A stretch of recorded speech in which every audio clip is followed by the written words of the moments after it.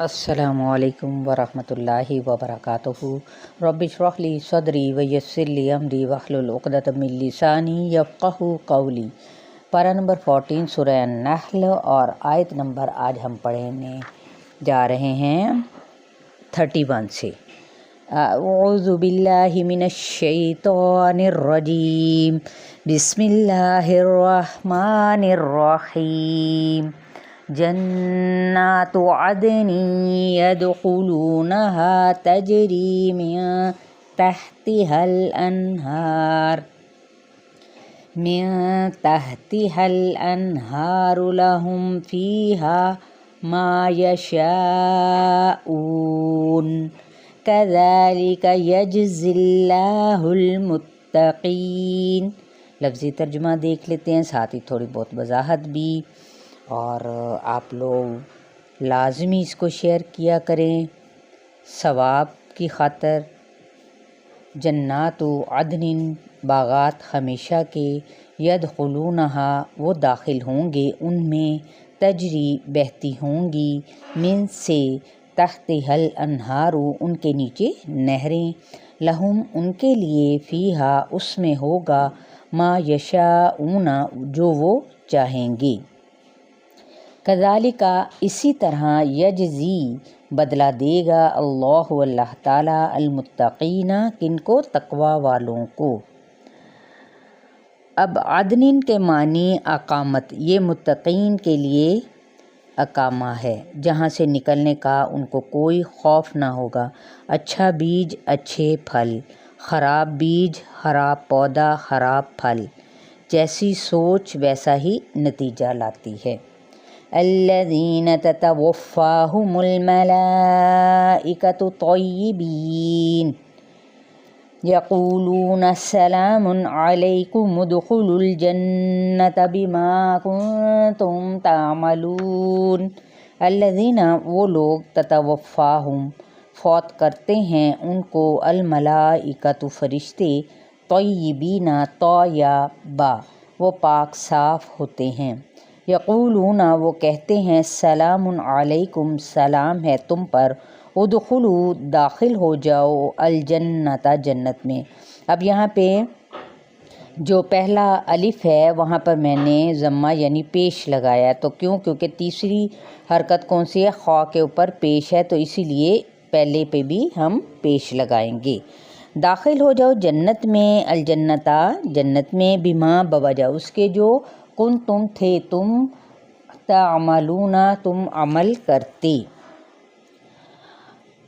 اب طیبین، نہ عمل میں دوغلا پن، جس طرح دنیا میں مطمئن اور پرسکون، اسی طرح موت کے وقت بھی کیا خوشخبری ہے کہ جنت میں داخل ہو جاؤ۔ جنت کون سی؟ شہداء کے لیے براہ راست۔ کیا ہے؟ براہ راست، یعنی سیدھا راستہ۔ اور حدیث ہے اس کے بارے میں کہ آپ صلی اللہ علیہ وآلہ وسلم نے فرمایا، متقی شخص کے لیے قبر ایسی جیسے ایک دلہن کے لیے شوہر کا گھر۔ یہ مسند احمد کی روایت کا مفہوم ہے۔ جیسے اصحاب کہف، ان کے لیے برزخ کا وقت جیسے کچھ دیر سو کر اٹھنا، اور یہ تقوی اور ایمان والوں کے لیے ہوگا، کیونکہ موت نیند سے کیا ہے؟ ملتی جلتی ہے۔ نیند کہیں، روح کہیں، اس حقیقت کو واضح نہیں کر سکتے۔ ہم نے پڑھا کہ جنت میں داخل ہو جاؤ اپنے اعمال کے بدلے، تو سورہ الاعراف کی آیت 43 کے تحت بھی یہ حدیث گزر چکی ہے کہ کوئی شخص بھی محض اپنے عمل سے جنت میں نہیں جائے گا جب تک اللہ کی رحمت نہ ہوگی، لیکن یہاں فرمایا جا رہا ہے کہ تم اپنے عملوں کے بدلے جنت میں داخل ہو جائے، تو دراصل ان میں کوئی کنٹراڈکشن نہیں ہے، کیونکہ اچھے عمل ہی اللہ کی رحمت کو دعوت دیتے ہیں۔ اگر اچھے عمل نہ ہوں گے تو پھر اللہ کی رحمت کیسے ہوگی؟ تو لہٰذا رحمت کو لانے کا سبب کیا ہے؟ اچھے اعمال۔ تو اللہ تمہاری صورتیں، مال نہیں دیکھتا، وہ صرف تمہارے دل اور اعمال دیکھتا ہے۔ یہ صحیح مسلم کی روایت ہے۔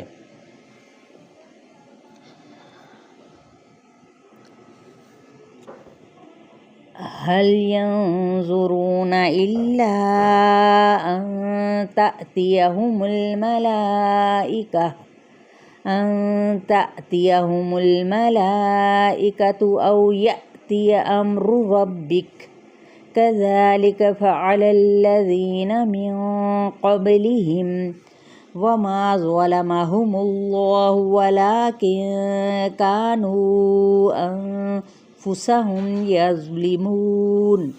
حل نہیں ینظرون، وہ انتظار کر رہے، الا مگر، ان یہ کہ تأتیہم آ جائیں ان کے پاس الملائکۃ فرشتے، او یأتیا یا آ جائے امر ربک تیرے رب کا فیصلہ، کذالک اسی طرح فعلا کیا کیا سرکشی کی تھی، الذین ان لوگوں نے من قبلہم جو ان سے پہلے تھے، وما اور نہیں ظلمہم اللہ ظلم کیا تھا ان پر، کس نے؟ اللہ تعالیٰ نے، ولیکن لیکن کانو تھے وہ انفسہم اپنی جانوں پر، یظلمون ظلم کرتے۔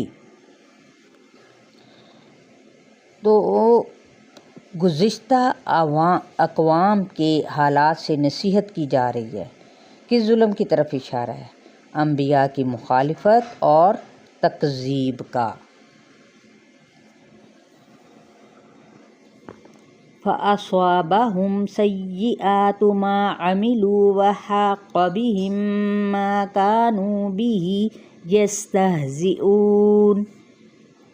فَأَصَابَهُمْ تو پہنچی ان کو، سیئات سین واو حمزہ، کیا چیز پہنچی؟ برائیاں، ما جو، عملو انہوں نے عمل کیے تھے، وحاق بہم اور گھیر لیا ان کو کس چیز نے؟ ما کانو جو تھے وہ بھی ساتھ اس کے، یستہزئون اس کے مذاق اڑاتے، یعنی مذاق اڑاتے، یہ تھا مذاق کس چیز کا؟ عذاب کا وہ مذاق اڑاتے۔ تو جو شخص دلائل کے ذریعے حق کا انکار کرتا ہے تو پھر وہ اگلے مرحلے کا انتظار کرے۔ کیا موت کے وقت ہمیں فرشتے سمجھائیں گے؟ نہیں، جیسے سنبھلنا ہے آج ہی سنبھل جائے۔ تکبر دنیا میں بھی بوجھ ہے دل پر، سوچ پر، اور تکبر انسان کو نیکیوں سے پیچھے رکھتا ہے۔ چلے آیت نمبر 34 تک آپ لوگوں کا لیسن ہے، اس کو اچھی طرح سے سمجھ کے آپ لوگوں نے ساتھ ساتھ لفظ کے ساتھ پڑھتے جانا ہے۔ السلام علیکم ورحمۃ اللہ۔